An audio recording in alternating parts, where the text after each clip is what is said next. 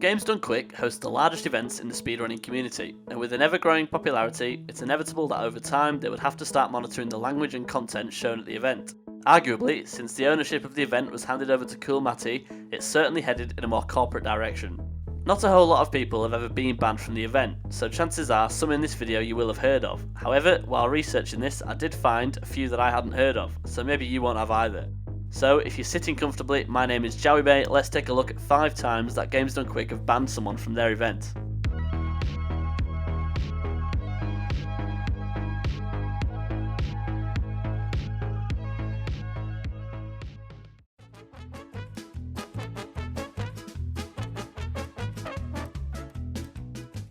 Shift is well known for speedrunning SpongeBob Battle for Bikini Bottom, and currently holds the record for every category on speedrun.com. This year, at Summer Games Done Quick 2019, he had submitted a run of SpongeBob BFBB, and had been accepted as a backup run if a space became free.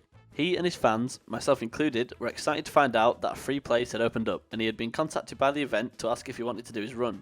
He expressed concerns relating to having to change his travel and accommodation bookings. Nevertheless, the GDQ staff seemed more than helpful in aiding him to run at the event. And then, 4 days later, tweets and Discord messages started to appear, featuring many people mentioning his run being pulled from the event. Naturally, he presumed there had been some sort of mistake or rumour being spread around, but decided to check his emails. He was met with a decently vague email claiming his online conduct was found to be in violation of their zero tolerance harassment policy, and that his run was pulled from the event. Furthermore, he was told that he can still attend the event, but won't be able to submit again until AGDQ 2021. He was left just as confused as the rest of us, and tried to think of any reason that he may have been banned. He did recall a moment from his live stream the night before, where some trolls had come into his chat while he was talking about the importance of mental health after the tragic death of Etiquette. The trolls were trying to trivialise his death and make fun of it, ultimately getting banned from his stream. He received a reply from the GDQ staff telling him that while they cannot reveal the origin of the reports, they can tell him the reports involved the use of homophobic slurs. He remembered an encounter he had with a troll on his stream the year prior to this, where he had told him to quote, "stop being an F-word."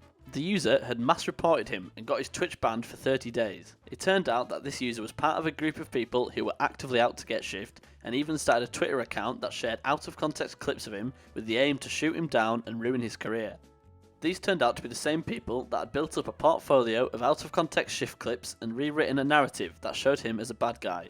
Despite all this, he's still not unbanned, and while it is definitely frustrating, he says that the majority of his frustration came for the people that did this, as they have also been targeting other members of the SpongeBob BFBB community. He says that he wishes GDQ would look into reports a bit more thoroughly, as they certainly do seem to have a trigger finger when it comes to reports like this.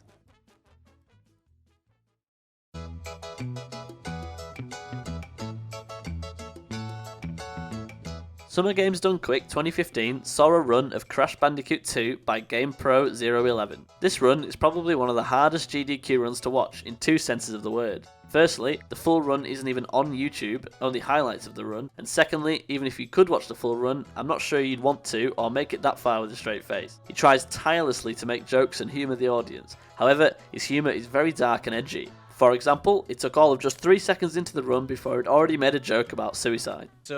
This is Crash Bandicoot 2 any % game over abuse. We like to commit suicide. Please do not try this at home. Now this alone probably wouldn't have got him banned. However, throughout the run he constantly jokes about suicide, as well as making very dark and unusual jokes, which nobody in the audience laughs at any point. Yeah, so now he's just dying over and over. What is this? We're committing suicide. Don't try this at home.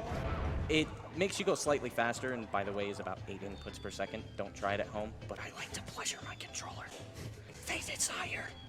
The pleasure. In counterclockwise order because we like speed, and also I like to kill myself. I know what to do. I'll kill myself. I said that I wasn't going to game over, but I'm still going to kill myself because I like... Okay, you get it. You get the point. Ultimately, he got removed from the event, as well as removing a run he was supposed to be doing later on in the event too. He is now banned from submitting any runs again, and I'm not sure if he's been completely banned from attending the event, however he certainly hasn't shown his face since, from what I can find. Because Crash 2 is that one game that, like, you want to try to beat it, like, it's domestic abuse. It's essentially domestic abuse. You cannot, there is no escape.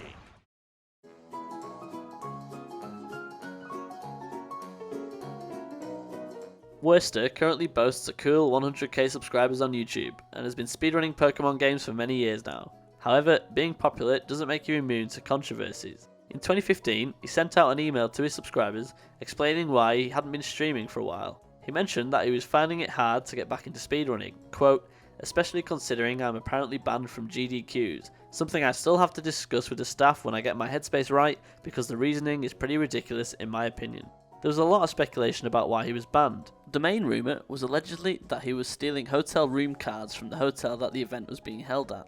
However, he did get unbanned, and it turned out he was banned for, quote, exploring the hotel where the event was held at. Despite being able to attend the event again now, for several years, he has chosen not to and says he has much higher priorities.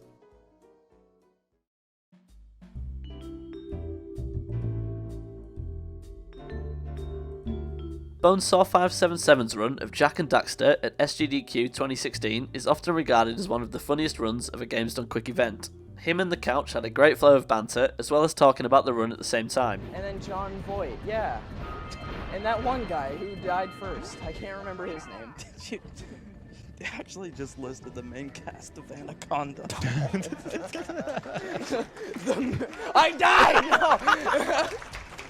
And yet, after a run that is still enjoyed by people to this day, he was banned from submitting any runs to the event, and you're probably wondering why. Well, no official statement was ever released as to why he was banned, however it could have been a few things. Firstly, he did swear a few times in the run, however nothing in an offensive manner, just simple slip-ups. Secondly, he called upon the Twitch chat to spam Air Canada on Twitter, which considering the event gets over 100,000 viewers pretty consistently, is definitely a risky manoeuvre. Wait, at the beginning of this run, I said, if I screw something up, please send tweets to Air Canada. Well, Air Canada hates us. Don't do that. We are getting confirmation from GDQ staff that you should indeed not do that. However, it seems Air Canada weren't affected at all, as the official GDQ Twitter account rather embarrassed themselves by tweeting at them, apologising for what turned out to be basically zero tweets. And rightly so, Air Canada seemed to have absolutely not a clue what they were talking about. Despite these two things, it was most likely the fact that he made one too many jokes about Owen Wilson. I'm failing stuff to say, you guys are amazing, and I love you, and I want everything to do with you. Hi, I'm Owen Wilson.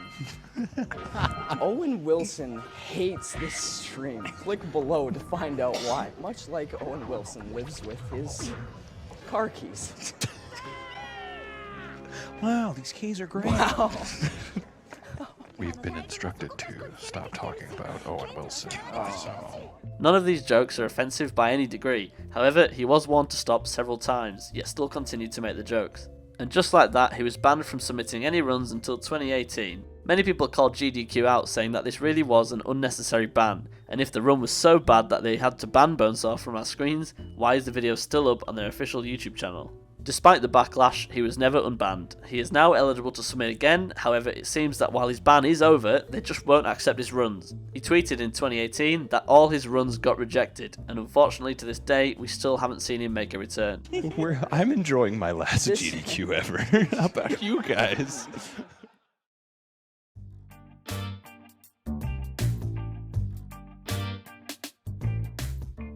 Before AGDQ 2016 was even underway, Private CinnamonBoom was already under the watchful eyes of the GDQ staff. This was due to a tweet that he put out saying, "Some of you guys are alright, don't go to AGDQ in January," which was taken as a potential threat to the event.